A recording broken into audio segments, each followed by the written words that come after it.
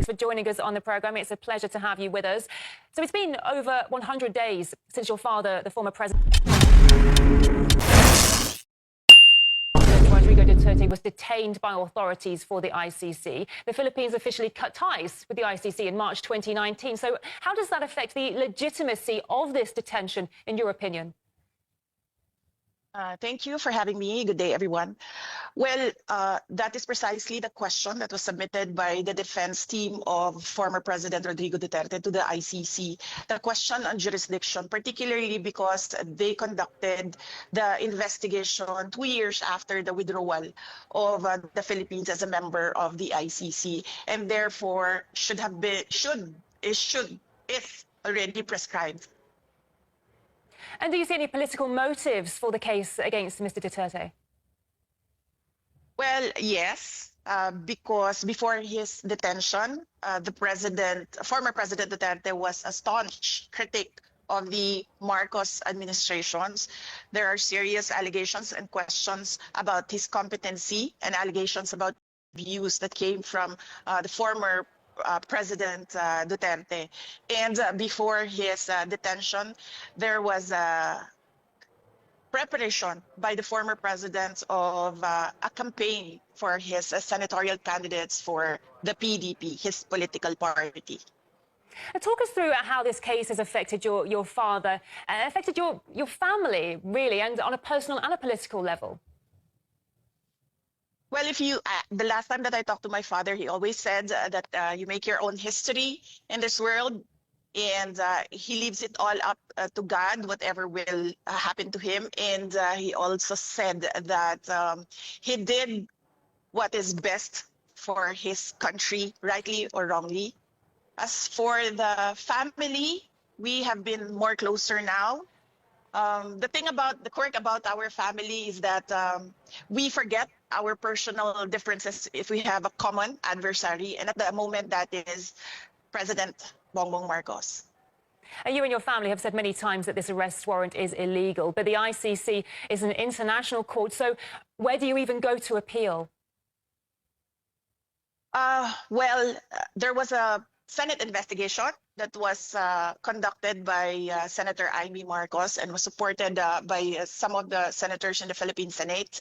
And she submitted her findings to the ombudsman here in the Philippines, and she recommended filing charges against the individual who implemented the rendition on former President Duterte. You recently argued that your father should be permitted an interim release to a third country because of his age. He's 80 years old. What is his current condition at the moment, and what sort of toll is this case taking on him?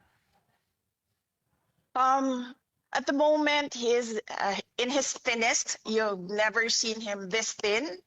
I've seen him from pictures when he was single, and that was the thinnest that I've seen him, and this is about the same at the time. I lost so much weight.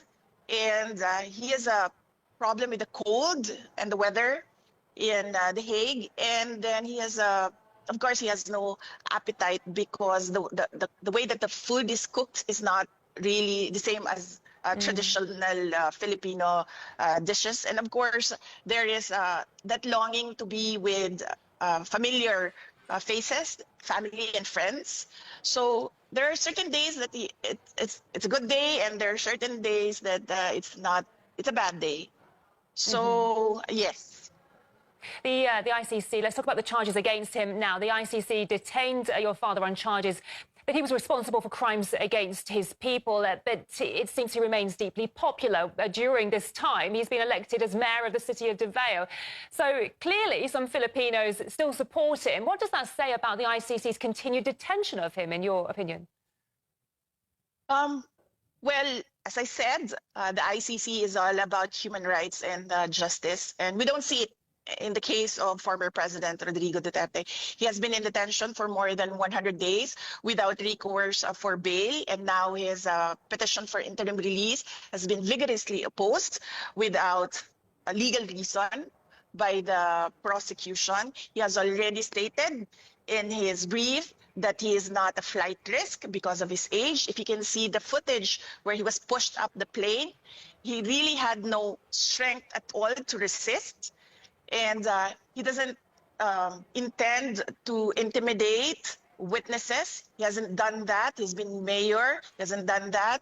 He was president when the ICC case was filed. He hasn't done anything at all with the witnesses. We all know the list of witnesses because we have information coming in from the investigations conducted by ICC investigators here in the Philippines, and he hasn't done anything. For the past 2 years, we've been telling him to prepare for the ICC case, but he said that it's all crap, it's nothing. And clearly, when we heard the charges, we found out that it's really nothing. It's 43 counts of murder. That's not even close to crimes against humanity. It must be an incredibly stressful time for you and your family. What message would you send to Filipinos around the world who continue to support your father? Yes, in fact, majority of the Filipinos in the Philippines continue to support former President Duterte. A lot of them pray for his return to Davao City, and a lot of them pray that he will be acquitted of the charges. And we thank the Filipino communities around the world for their prayers. It is a big help, and it helps President Duterte to know that Filipinos regularly visit The Hague, even if they are just outside the detention unit, and Filipinos regularly conduct rallies so that the world will listen of the injustice that is done to him by the ICC. And indeed, you have your own concerns currently with an impeachment process against you in the Philippines. You say it's politically motivated. Explain to us, what could these motives be exactly, and who do you think could be behind this? Well, it's all about the refusal or the intent of President Marcos. It is the intent of President Marcos not to step down. He wants to perpetuate himself or his family in power. It is clear from the moves of his administration against political opponents. And in fact, one of his relatives, and this is a personal knowledge of mine, has expressed that he wants to run for president. This all started with the People's Initiative, wherein they wanted to amend the Constitution to shift into a parliamentary form of government where the Prime Minister is not voted by popular choice. When they failed in this, they started the impeachment. And clearly, evidence shows that the members of the House of Representatives, and many of them who signed, did not read the articles of impeachment. And one particular member of the House of Representatives already said publicly that there was money in exchange for the signatures in the articles of impeachment. Because I am the front runner in the presidential race in 2028, the survey shows that. And I think they want to eliminate the front runner. I see. Do you think there might be a connection between the detention of your father and the impeachment process against you? I believe so, yes. They think that if they take out former President Duterte, they will weaken me because it's one brand, it's one family.